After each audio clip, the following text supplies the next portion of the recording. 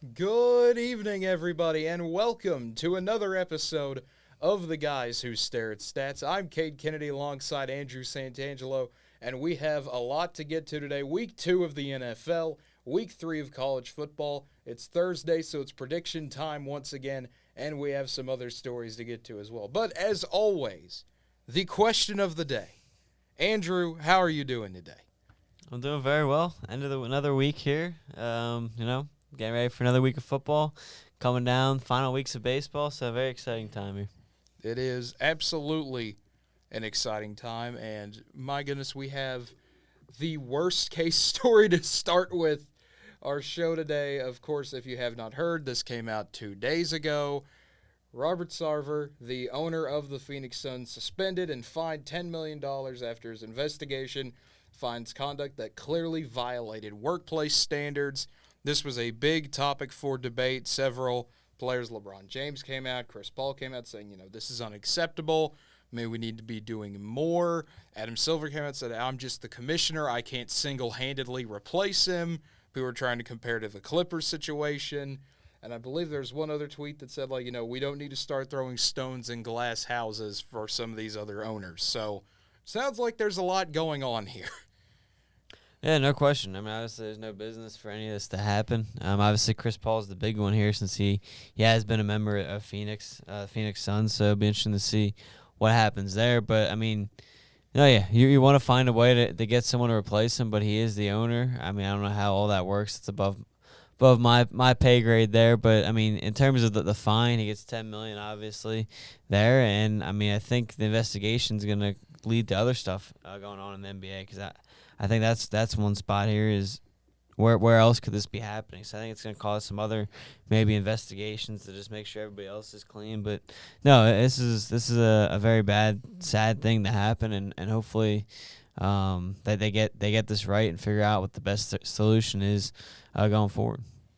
And then just 3 hours ago, the Suns have tabbed Sam Garvin as their interim governor during the suspension. So the vice chairman and minority owner of the team is just going to slide in for the year and take his place. So that is what is going on with Phoenix. But it's a weird story because, I mean, you would think after what happened with Sterling and the Clippers and all that, you would think owners would, hey, maybe don't be racist, You would think that'd be a common thought in people's heads in 2022, but I guess not. Well, and they never really said when this all happened, so, I mean, it could be. I mean, he's been there for a while, so who knows how many times it's happened and over the amount of years. But, yeah, it's definitely something we need to get out of here. It absolutely is. But that is just the main story I wanted to get off with. That is some news that has been happening around the NBA. Looking at the MLB, we're going to go a little bit out of order from our usual shows, do the standings first. As you can see, these 900 tabs we have lined up here. A lot of football to get to this week. But looking at the American League, the Yankees still treading that water there. They've got a 6-game lead on the Blue Jays, trying to hold firm, make sure everything goes all right there.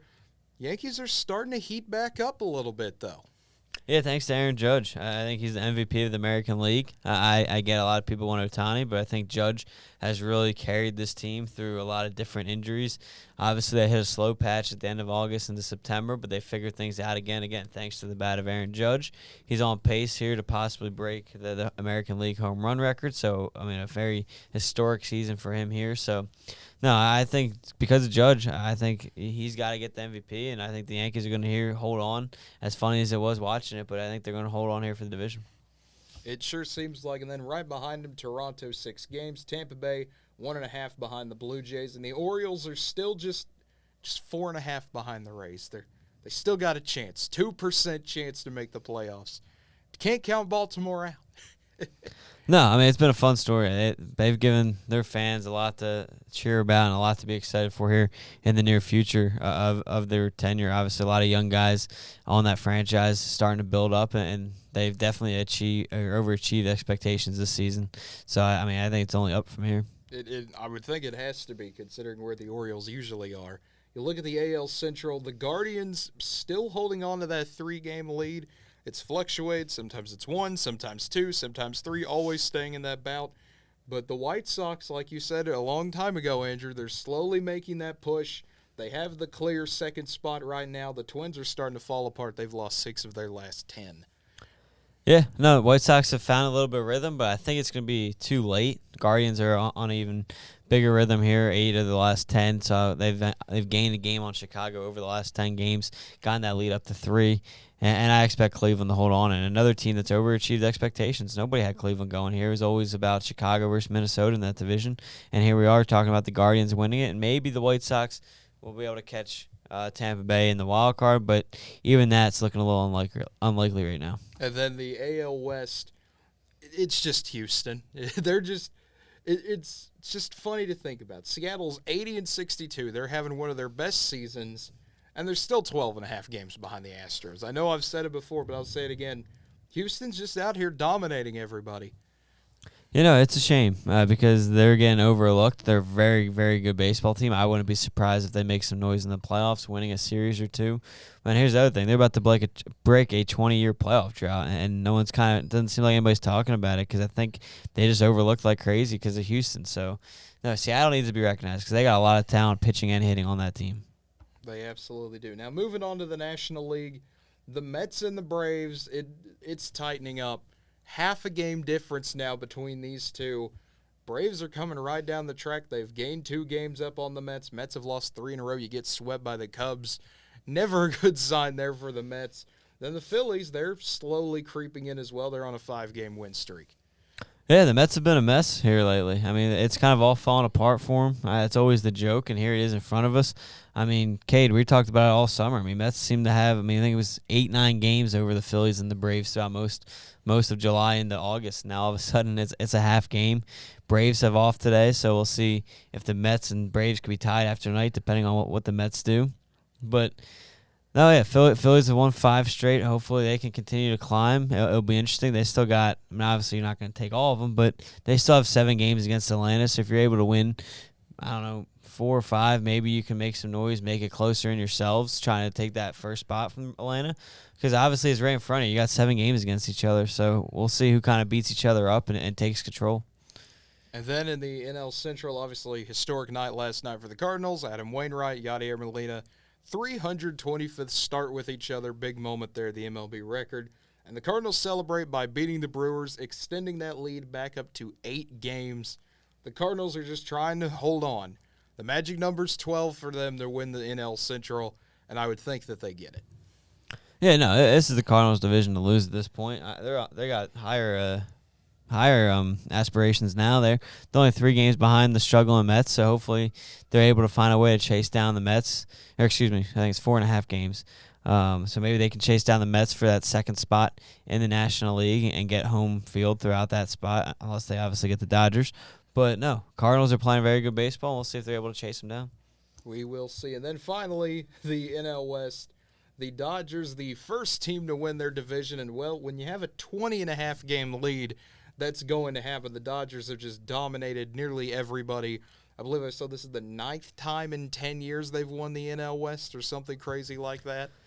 Yeah, no, credit to the Dodgers. I mean, they're always back, and here they are. Again, another funny – Padres aren't a bad team, obviously, but that's their division already gone. And we'll see if San Diego – another team kind of struggling like the Brewers. So it's kind of funny that both teams that are fighting for that third spot now have both kind of struggled here over the last month of the season and have come back down to earth a little bit. And it'll be interesting to see if Milwaukee's able to chase down San Diego. It absolutely will be. Going to be a fun time. The wild card standings real quick before we move on to the NFL. The Mariners and Blue Jays each have a half-game lead. They're tied for that first spot there. Tampa Bay sitting in third. Baltimore 4.5 games behind. White Sox 6.5 behind. In the National League, the Braves have a 10-game lead for that first spot. Phillies comfortably sitting at 2 for the moment with 2.5 game lead. And the Padres sitting in that third spot. The Brewers 2 games behind them. The next closest team is the Giants, 9 games behind. Yeah, and in reality, the Phillies are 4.5, 5 up because that 2.5 is to San Diego. So yeah. It would be another bad collapse for the Phillies if they can't get in at this point. Same thing with Tampa Bay as they hold that spot.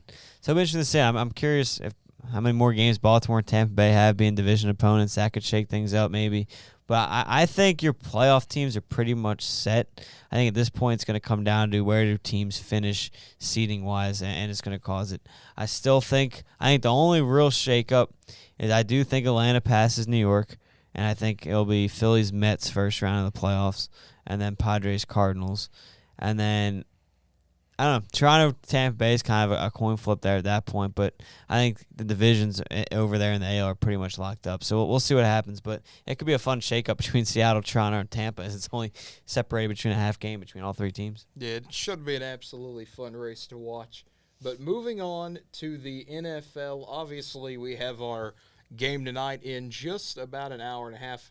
The Chargers and the Chiefs, big divisional game there. Going to be a fun one. That is the first game we have on the docket. Chiefs are a 4-point favorite at home. Thursday Night Football, first one on Amazon Prime. So we've officially made that move now. Chiefs look like they have the edge here, especially with no Keenan Allen for the Chargers. Yeah, absolutely. I think Chiefs definitely have the edge. They're home. They're pretty much healthy, obviously missing their kicker. They bring in Matt Amendola. Shout out to OSU grad. But we'll see what happens. I think Chiefs have the edge. I think it's going to be a fun quarterback battle. I think it's going to be obviously, anybody can pick it a high-scoring game when you got quarterbacks like Mahomes and Justin Herbert. I get the Chargers are missing Allen, but they still got Williams. He's still a fantastic wide receiver, so he'll be able to hopefully survive there. They obviously got Austin Eckler, so still a lot of weapons there on offense. I'm going to take the Chiefs. I'll take the Chiefs to cover as well. I think they're going to win like a 31-24 type game. So just a touchdown. Yeah. Come down to the end, but enough to cover. That sounds about right. That's what I have. I have the Chiefs covering in this one as well. I think Kansas City's offense is just too good. Keenan Allen will hurt them a little bit, just enough to get the Chiefs to cover there. And then the next game we have the Jets and the Browns. This one interesting. Well, the Browns have a shot of being 2-0 despite having no Deshaun Watson. It's Jacoby Brissett versus Joe Flacco, the quarterback battle we all wanted to see here, obviously, this season. But Browns are 6.5-point favorites. They got the new field rolled out with Brownie the Elf at midfield. Never thought I would see that day, but hey, alternate fields are becoming a thing in the NFL. But I think the Browns take this one. The Jets without Zach Wilson, that's not going to be a fun time. Yeah, with or without Zach Wilson, I think Browns cover the 6.5 spread. I think the run game here from Cleveland is going to be too much with Kareem Hunt and Nick Chubb. I think they're going to run all over the Jets. Carter's not a bad running back. He'll try to keep him in it a little bit. Joe Flacco, obviously an experienced quarterback. He threw for over 300 last week. But in the end, this is Cleveland's game to lose at home. They should go 2-0 and maybe start making noise. Maybe. They absolutely have a shot. If they can just keep moving on, they've got it. But another big game, notable because this is the first time in 25 games the Detroit Lions are favored. They're a 1.5-point favorite to beat the Commanders. That's not something I thought I would see. Carson Wentz leading the Commanders here into Ford Field, but Jared Goff and the Lions have other plans. The big one is DeAndre Swift is questionable for the Lions, so that would be a huge loss for them if he doesn't play. Oh, yeah, without question. He had a fantastic opening week against the Eagles. I think it's an interesting game to pick. Detroit, they looked a lot better than I thought. Washington looked a little better than I was expecting. Detroit's home. I'm going to go Washington. I'm going to say Washington edges out Detroit here in a 23-21 type game. See, usually that's where I would go, is Detroit's going to find some way to mess this up. But I don't know, man. Seeing how the Commanders struggled against the Jags for 3 quarters, I think if the Lions can do the same thing, if they can just hang around in this one, we saw them do it to the Eagles where they were able to make that a game late. I think they can be in a tighter game, do the same heroics, and get a win. They absolutely can. Jared Goff, he's got enough there to carry them. Obviously, if DeAndre Swift's playing, he's a pretty good back, but I'm going to lean here Washington. Yeah, well, there we go. We have our first disagreement of the entire show. Moving on to the next one, the big national game, Tampa Bay coming into New Orleans.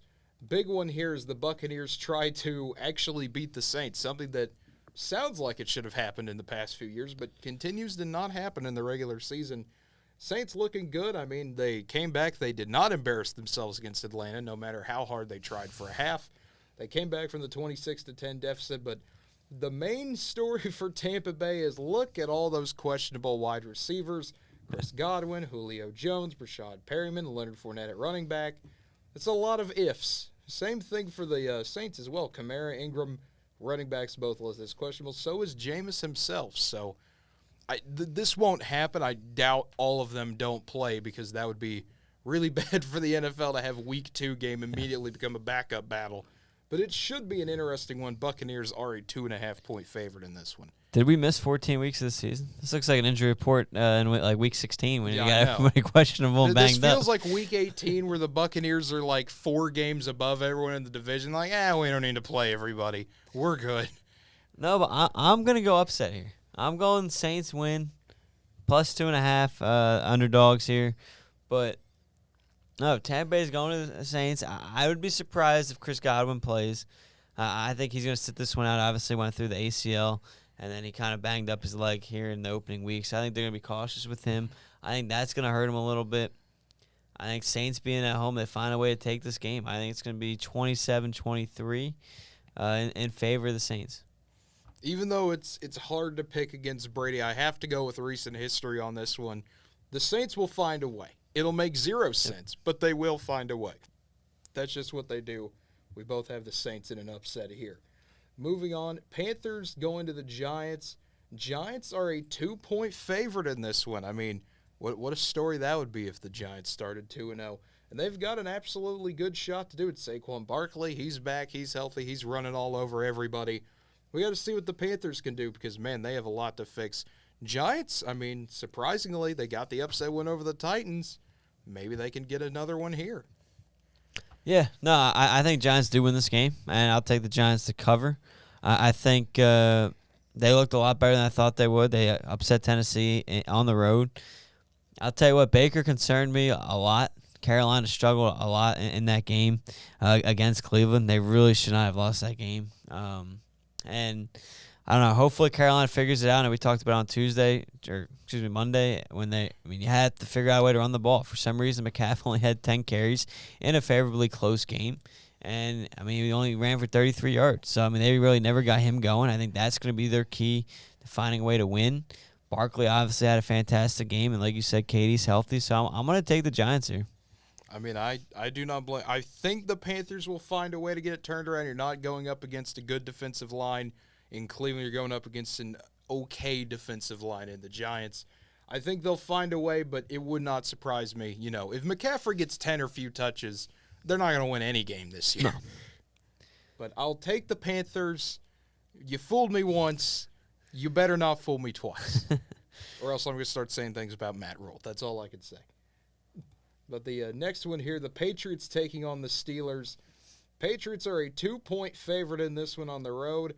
And, man, you got T.J. Watt on the injured reserve. The Steelers are lucky to win that first game, lucky to be 1-0. But, hey, when you got a defense that forces 5 turnovers, blocks PATs, does whatever you need them to do, Steelers are always hard to beat at home.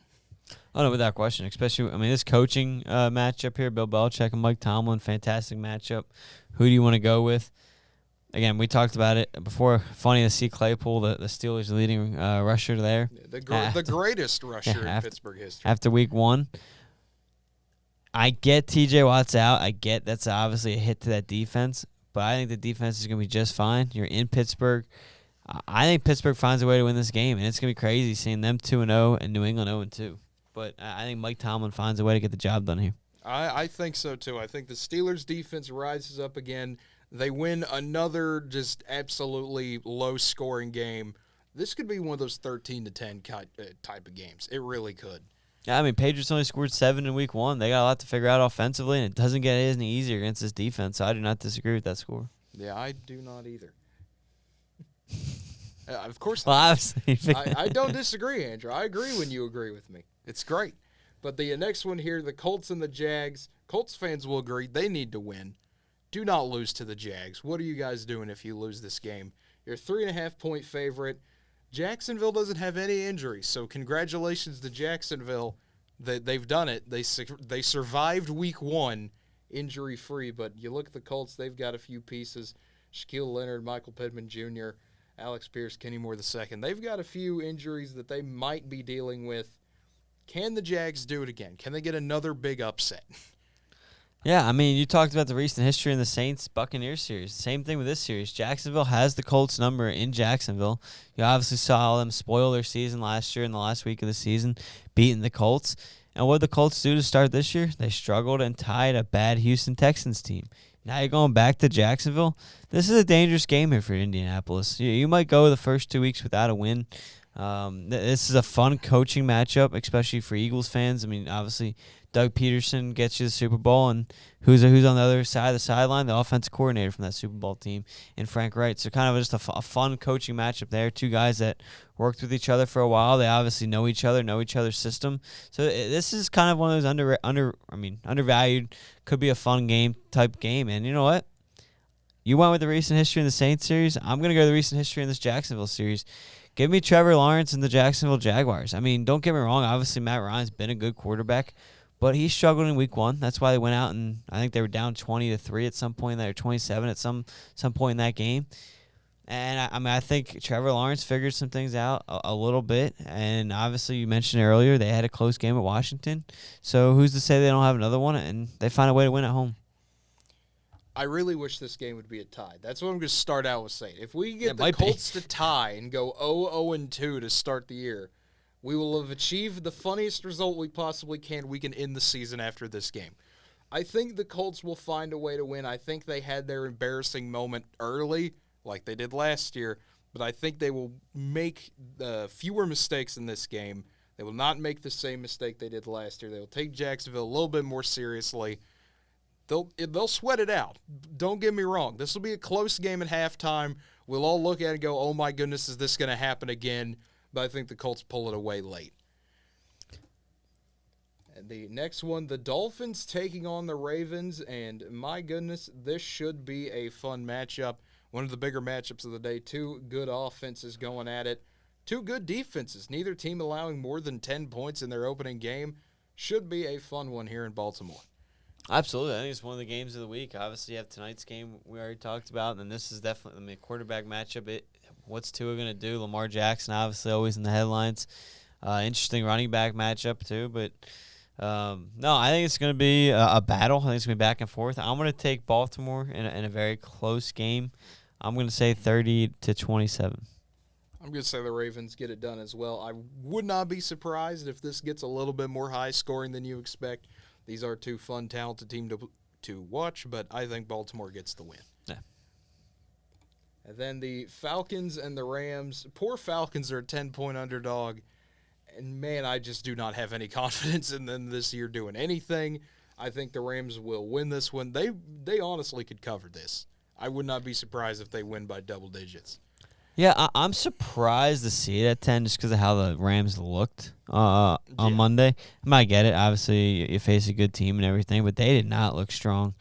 I don't know why I said Monday. That was the season opening game last Thursday. But it's been a while. Yeah, but anyway. No, so I'm surprised to see the 10-point. Maybe it's because, they get a little bit of extra rest, so they have time to fix it.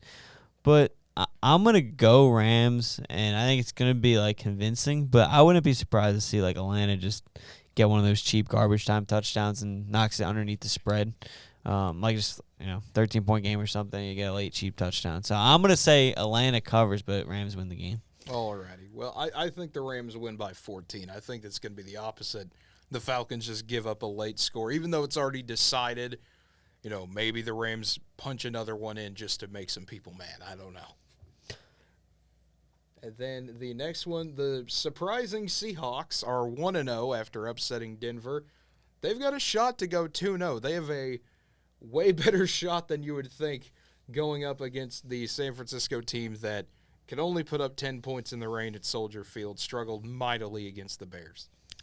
Yeah, I mean, again, this 49ers team I would never trust. They just got so many question marks. And it starts at quarterback. I talked about it before. You still don't know George Kittle's health. He seems to be banged up. He might not be able to play again. Listen, especially the 8.5, that's a lot. That's a lot for this kind of game, I think. I think the 49ers find a way to come out with the victory. I will say that. But I don't think it's 8.5 points. This is my bold pick. Seattle will find a way to upset San Francisco. Listen, Trey Lance is not that good. He really is not going. Geno Smith might actually be a better quarterback than him. I would not be surprised if the Seahawks come out, they have a game plan, just, hey, if you want to be the most conservative team in the NFL, just run the ball and play good defense, we'll take that. We can do the exact same thing, turn this into a rock fight. This is going to be one of those crazy games, I feel like, where you're going to have something random happen, maybe a blocked punt late in the game. I think Seattle finds a way to get this win, and we're all looking over how in the world is this Seahawks team 2-0? Hey, Pete Carroll's a good coach. I think it's going to be all credit to him if they do. It absolutely will be. Then the next one, Cincinnati taking on Dallas, and my goodness, you already know the storyline with this one. The Bengals had one of the worst openings you could have to a season, Joe Burrow, with 4 interceptions, 5 total turnovers for the Bengals, but they come into Dallas as a 7-point favorite. Why is that? Well, the Cowboys don't really have an offense. Dak Prescott goes out with an injury. Cooper Rush coming in at quarterback. You're not going to have many of your good wide receivers, of course. They're all injured. And you, for some reason, forget that Ezekiel Elliott exists. So when you combine all that, the Bengals, I think, will take care of business in this one. I don't see them turning the ball over 5 times again. No, Cincinnati's going to win this game. They'll cover the spread. I mean, it's just too much without Dak, your number 2 receiver, your number 3 receiver, your starting left tackle. So it's going to be too much. Yeah, they have guys out on the defensive side as well. So, I mean, this is only week 1. I mean, this could get pretty ugly quick for the Cowboys. This absolutely could. I would not be surprised, though. Watch the kicking game again for Cincinnati. Clark Harris, the long snapper, is in the IR. Kicking might be an adventure in Jerry World. The next one here, the Texans and the Broncos. Neither team has technically won a game yet. Texans, though, are a 10-point underdog going into Denver with Russell Wilson's home debut in Denver. Yeah, Denver needs a bounce-back game. Obviously, they struggled a game they could have won. This one was Monday night. Hopefully, they're able to get back to it and find a way to win. Obviously, they should have beat a Seattle team. Came out on the wrong end of that one. But, no, I think Denver's going to win this game. I'll say they cover. I think Russell Wilson really shows out in his debut. But I'm going to go Denver here big. I think the Broncos get the win here. They recover. They stop doing whatever the heck they were doing. Just let them air it out. That's all you got to do here. Just let the Broncos do what works best for Russell Wilson. And I think they will take care of business. The next one here, the Cardinals playing the Raiders. Raiders are a 5.5-point favorite, and I don't blame them. You look at what the Cardinals defense did. It was an absolute clinic on how to not play defense against the Chiefs, giving up 44 points in that first game. Over-under's 51.5, so that could be a fun thing to look at. Yeah, it's going to be a high-scoring game. I mean, both teams need to win. Both teams have good rosters and just had tough first matchups. Raiders had the Chargers. Cardinals, as you mentioned, had the Chiefs. So, I mean, here you go again. Another tough battle. Both teams good enough to win this game. Both obviously don't want to start 0-2. I'm going to lean Raiders here, but I think Cardinals look better than they did last week. They'll cover the 5.5, but Raiders ultimately win this game 30-27 and get that over 51. Yeah, I think the Raiders take care of business here. Derek Carr's not going to throw 3 interceptions against this Cardinals defense. Raiders should be able to name their score in this one. Cardinals might be able to name theirs as well, so I think they will cover. Bears and Packers, the next one here, the Sunday night game on NBC. Packers are a 10-point favorite in this one, despite only putting up 7 points against the Vikings. Then again, we said that last year. Oh, man, Green Bay looked terrible in week 1. They proceed to go have a nice regular season. The Bears just, my goodness, this is going to be their first game in normal weather. I can't believe I have to say that, but no slip and sliding in Lambeau Field this time. So they won't want to slip and slide in Lambeau Field because they're not going to win this one. I think Green Bay, that they obviously had some drop passes. I think the receivers start to figure things out. I think that's probably a big thing they worked on in practice is getting on the same page and everything. So, I mean, I think Packers find a way to win this game. I don't know if it's by 10 points. It's a lot. It's a lot of points in a divisional matchup, so we'll see what happens there. But Green Bay takes this game. Yeah, I think Green Bay does as well. I think the offense will make enough improvements. I don't think your receivers are going to drop that many passes. Aaron Rodgers will have another good day. and he will continue to own the Bears. Next one here, the first of 2 Monday night games. I don't know how you feel about the 2 Monday night game deal with a 6:15 kick and a 7:30 kick. Well, they usually do it on opening weekend or the opening week, so I don't know why they switched that this year. That's because I think we talked about it when we were previewing last week, and I said that usually there's 2, and then I didn't even know there was 2 until the other day. They were advertising it for the upcoming week or whatever, and I saw that. I mean, obviously I knew the Eagles for Monday night, but I mean I didn't know this one. But I'll tell you what, this is a good matchup right here. It absolutely is. Bills are a 10-point favorite over the Titans. I mean, the Bills are coming off probably one of the best opening statements you could have in Week 1. 31-10 over the Rams, saying, hey, look, here we are this year. This is what we're going to do. We're going to roll over and we're going to beat teams up. And I think that's what they do against the Titans. I don't think they'll cover, but I think they'll win in a tough physical game up in Buffalo. Yeah, that Allen Diggs connection really went out in Week 1, and then I think Derrick Henry's going to keep the Titans in this game. So I'm surprised to see a 10-point spread here. So I agree with you on both ends. I think Bills win, but Titans will keep it within 10. And then the final game of the week, the Vikings taking on the Eagles Monday night in Philadelphia. Eagles are a 2-point favorite in this one.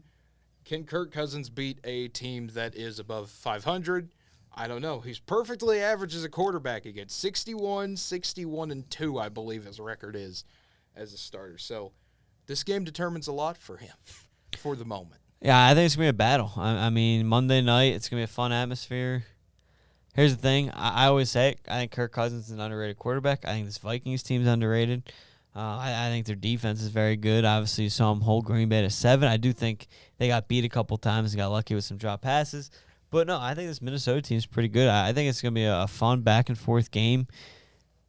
I think the over-under 50.5. I mean, I think it's going to get into a little bit of a shootout as well. I mean, you look at some of the receivers in this matchup, Justin Jefferson and A.J. Brown. Obviously, Dalvin Cook's a monster. And then Miles Sanders had a good opening week. See if he can continue that. So I think it's going to be a fun game. I'm going to take the Eagles at home, 30-27. Alrighty. I think the Vikings find a way to pull it off. I don't know why. There's just something about this game screams to me the Vikings are going to pull something out late. I don't know if Justin Jefferson goes off. Dalvin Cook maybe has a big game. Somebody's going to pop off for the Vikings and cause some chaos on Monday night. And now we turn our attention to college football because this is one of those weird weeks, and this is kind of how people felt about last week. Not a whole lot of games that stand out and jump out at you. Not a whole lot of games you look at, I need to sit down and watch that game. There's no Alabama, Texas. There's no Baylor, BYU. I mean, you look at some of the bigger games. I mean, BYU, Oregon's there. Penn State, Auburn's there. You have a few big-name games, but there's no real must-watch game this week, I guess is the best way to put it. Yeah, finally. It's the last week before we kind of get into all the conference games. So I'm excited to kind of get this week. And then, like you said, you got a couple good matchups. Not a whole lot there yet, but next week is the big one once you really open up conference. But looking at some of these here, there are going to be a few interesting ones, though, despite what I just said, to keep an eye on. And one of the main ones that we're going to have to look at as I keep scrolling here to find them because, gosh dang it, ESPN's website takes forever to scroll. I do not know why. If they could fix their website, that would be lovely. Looking at the first one I want to talk about is Oklahoma and Nebraska. It's a big game, obviously. No Scott Frost there. It's going to be a battle. Mickey Joseph now take over, interim head coach for the Huskers for the rest of the season. Oklahoma is an 11-point favorite in this one. Can Nebraska find a way? Absolutely. Brent Venables has talked about it. He expects Nebraska to play their best football they've played all year. But can Nebraska will their way to an upset win? I don't think they'll will the way to win, but I think they'll keep it close. I think it's going to be a fun game there. For Nebraska, I think it's going to be a fun atmosphere. Obviously, you get that coaching change. I think that's going to light a little bit of a spark on the players too. But ultimately, I think Oklahoma's going to find a way to win this game. I think that Oklahoma wins as well. I think they'll cover. There's something about it that, to me, I think if they can get off to a good enough start, if they can run the ball well, you should be able to put points up on this Nebraska team. The defense looks improved for Oklahoma. I think they find a way to win this one by 14. Next one here, Georgia makes their first big trip outside the state. They go to South Carolina, and the Gamecocks are a 24.5-point home underdog, and there's a reason for that. You're going up against the number one team in the country. You got beat by Arkansas by 14, so I think we both agree that Georgia's going to win this game. Does Georgia cover, I think, is the bigger question here with that 24.5 number. I'm going to say no. I think it's going to be like 17 to 20 range. I mean, I don't think it's going to be close, but I think it's going to be just under that 24.5 number. I think it's funny. Georgia's giving up 1.5 points a game. I get it. They haven't really played a whole lot yet. But, no, that's funny. I mean, obviously, they held Oregon to what they did. I know. They shut them out. I can't remember believe they gave up a whole 3 points against Oregon. How dare they? What a terrible defense. But, no, I mean, this Georgia team is the best team in college football. I talked about it. They deserved that one ranking this week. But no, I think they beat South Carolina pretty good. I think they do as well. I think they win by 21. South Carolina gets a touchdown late to prevent the full cover there. But it'll be a fun day for Georgia. We'll see them open it up a little bit more. I'll tell you what. I mean, I you know what's funny? Like, I love looking at the lines, the money line here, +1. Yeah. 1,000. That means if you put $1 on it and South Carolina somehow wins, you're gonna win over $1,000. There you go. Like, that's $1. Might as well do it. Yeah, I mean, it's one of those like, just throw the $10 bet down and see what money you can get on South Carolina because, hey, you never know. Stetson, what was it, the last time they went to Columbia, it was a bit of a close game. Georgia had that 3-turnover game or something like that, and South Carolina found a way. Weird things happen in that stadium at 11 a.m. But the next one to bring up here, BYU taking on Oregon. A big one in Autzen Stadium. Ducks are a 3.5-point favorite, and that seems a little weird. BYU coming off this huge double OT win, but people not giving them the respect. Yeah, I think it's a couple different things. I think some people are expecting a big win hangover kind of type thing here for BYU. I don't think they have that. I think that defense is really good. I think we learned a lot from this team. I get it. They had some special teams errors. Obviously, that's a week-to-week kind of thing. They can fix those. But I'm going to take BYU here. I think BYU wins another close game. I mean, Oregon's offense obviously had a good week last week, 70, but obviously struggled against Georgia. We expect them to put up more than 3 points in that game. But I'm going to take BYU here in a close game, close, low-scoring game. I'm going to go 2017. All right, I think BYU wins this one as well. I think they put a little bit more up. If Georgia was able to put 49 up on them, I think BYU will find their way to a 35-24 type of win. Very convincing win there. Another good rank win for them. Yeah, I think BYU gets the job. And then Ole Miss goes to Georgia Tech. Rebels are a 16.5-point favorite on this one. Georgia Tech did play Clemson close for a half. The big question, I guess, would be, can they pull an upset here? I mean, this is quite an uphill battle for the Yellow Jackets. It's an uphill battle, but, I mean, like you said, they played Clemson close for a while. They get this game at home. I think they can play close. I think Georgia Tech covers 16.5. I'll take Ole Miss, though, to squeeze by and get this win. But I think down late in the fourth quarter, we'll be watching this game as a close one. I can't do it. I think Ole Miss finds a way. They're figuring their offense out a bit. They've had to switch quarterbacks around. They had to pull Jackson Dart against Troy. Now they're still trying to figure their offense out. I think Georgia Tech keeps it close early, but Ole Miss finds a way to win by 20+ at the end of it. And then Penn State and Auburn, the big-time CBS game of the week. Nittany Lions coming down to Jordan-Hare. This is going to be a wild atmosphere down there for this game. Both teams undefeated. Penn State is a 3-point favorite, though.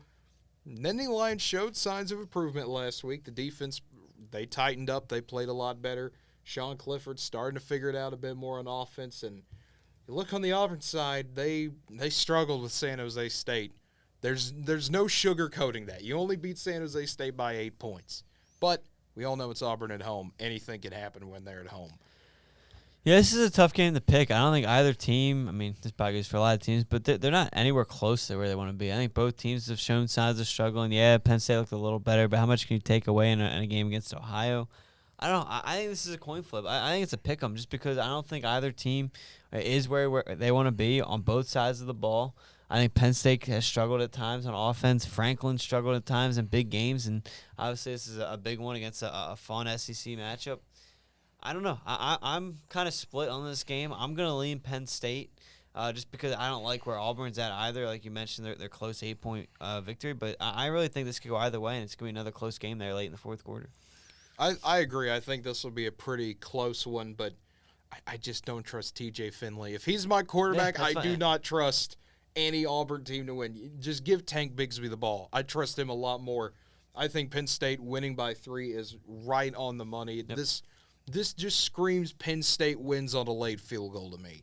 That's how I feel about this game. Penn State will play down to Auburn's level, but they'll find a way to win it late, and we'll go, wow, that was not a convincing win for Penn State. But, hey, they 3-0. But see, to me, you don't need a convincing win when you're at an SEC opponent like Auburn. You just need to find a way to get out of there with a victory. Yeah, and I agree. But we're going to look at it and go, oh, well, they're not that good. Well, it doesn't matter how good they are. They're still undefeated. And then, to me, this is one of the sneaky games of the day. NC State is a 10-point favorite over Texas Tech, but the Red Raiders did just get a big win for themselves over Houston in double overtime. Now they got to go back it up on the road in a rowdy Raleigh.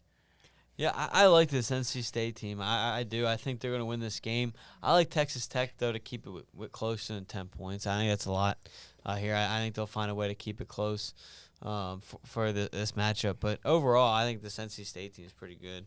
But give me like a 27-23 victory for the Wolfpack. And that's where I am. I think NC State will win, but Texas Tech will cover. Yeah. This is a game that I feel like is going to be similar to what I just said. This is going to be one of those, oh my goodness, is NC State going to lose this game? What are you guys doing?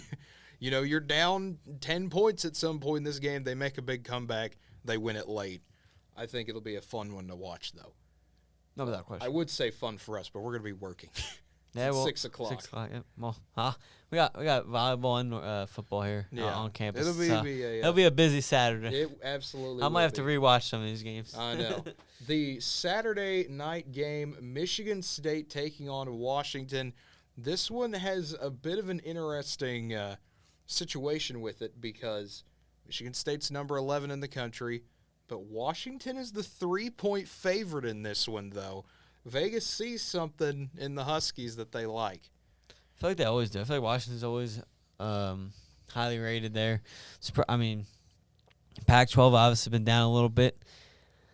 With that being said, Washington's defense is always usually pretty good, and it's able to keep them in games. I'm surprised by the line, but yet I'm going to ride the line. I'm going to say Washington pulls off this upset over Michigan State.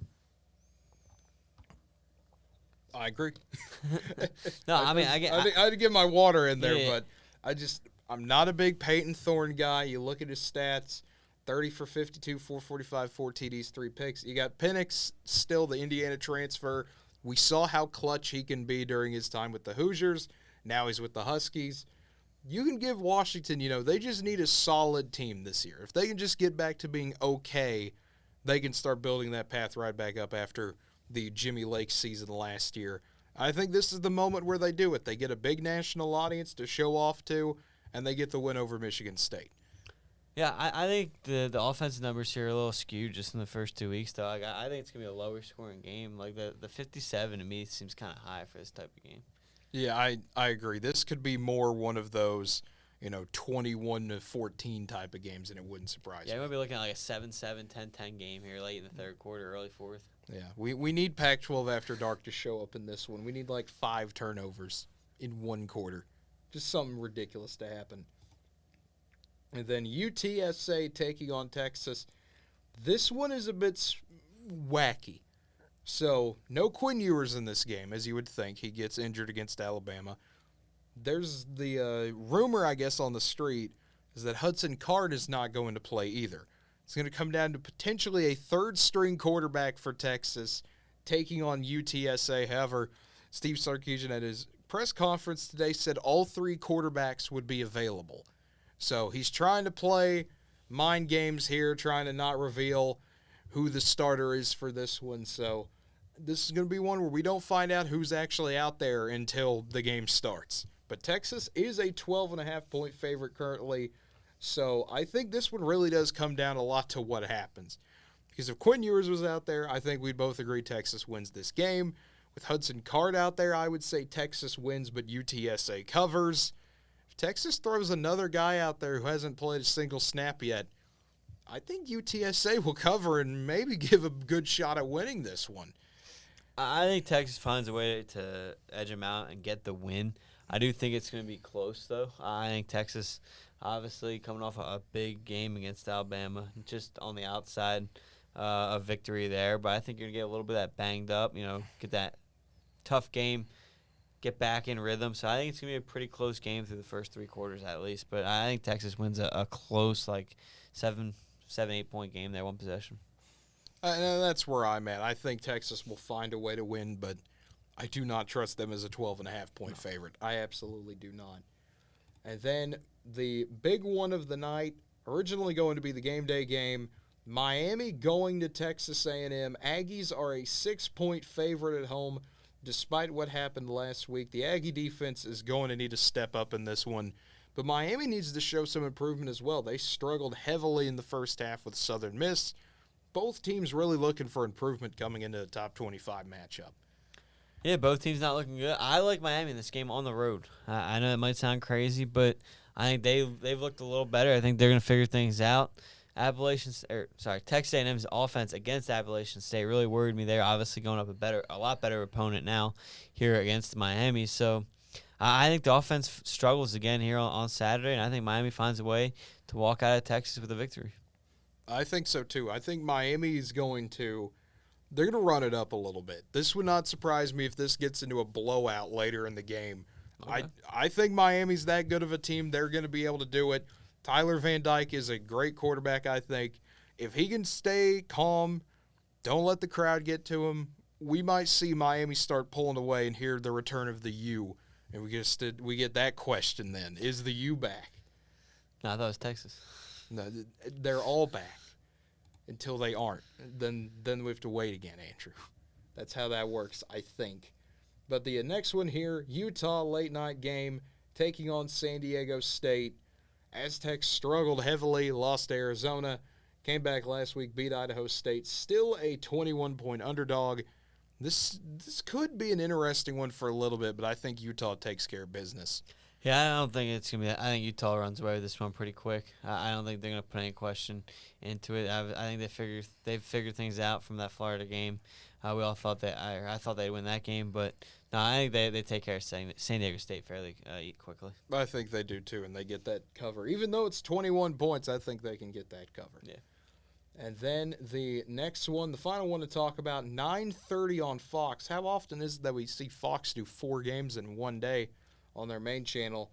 USC taking on Fresno State should be a fun one there. To me, this one screams shootout. I know USC is a 12-point favorite. You look at that over-under of 73.5. A lot of points expected to be scored in this one. See, I always go under here because while I agree with you, I do think USC is going to blow them out and everything.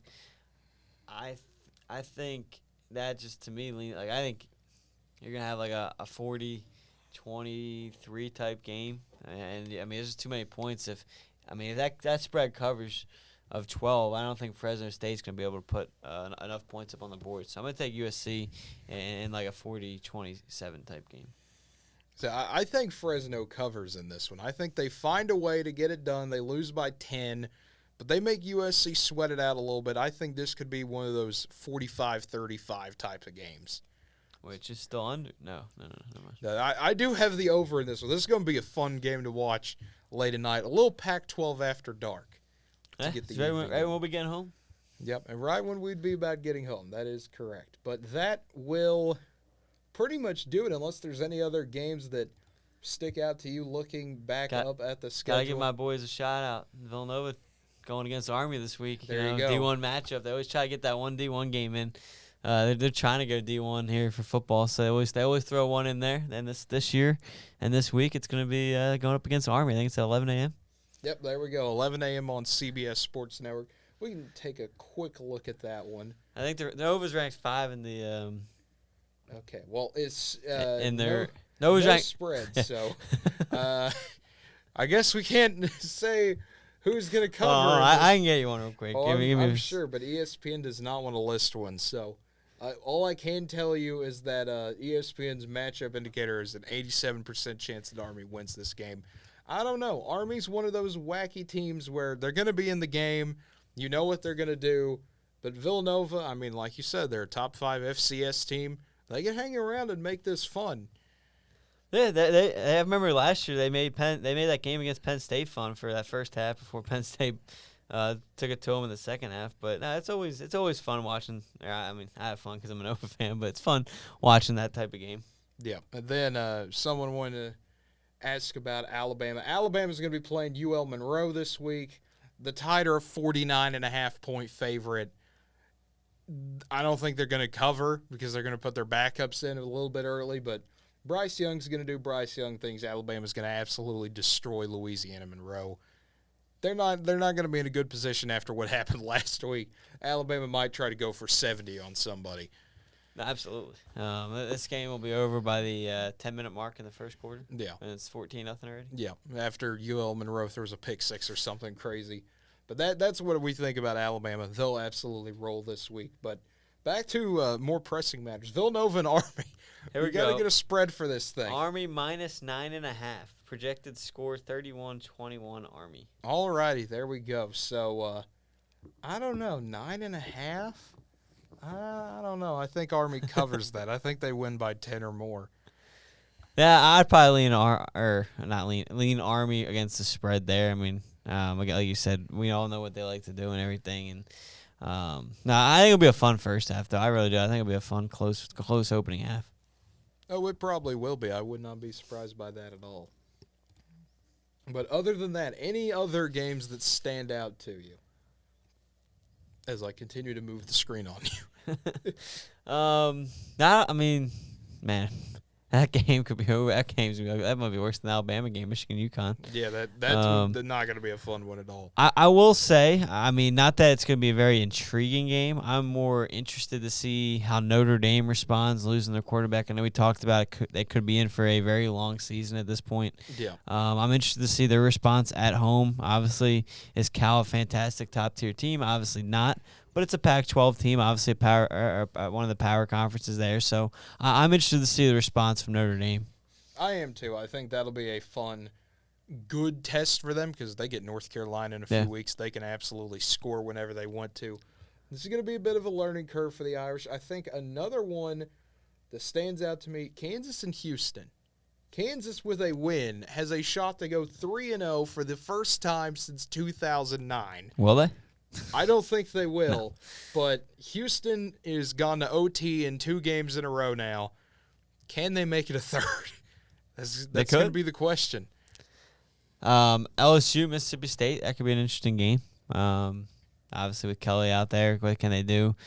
I forget they played week 1. Is this the first SEC game? This is the first SEC game for LSU. So that's what let's see how he opens up his tenure there in SEC conference play games.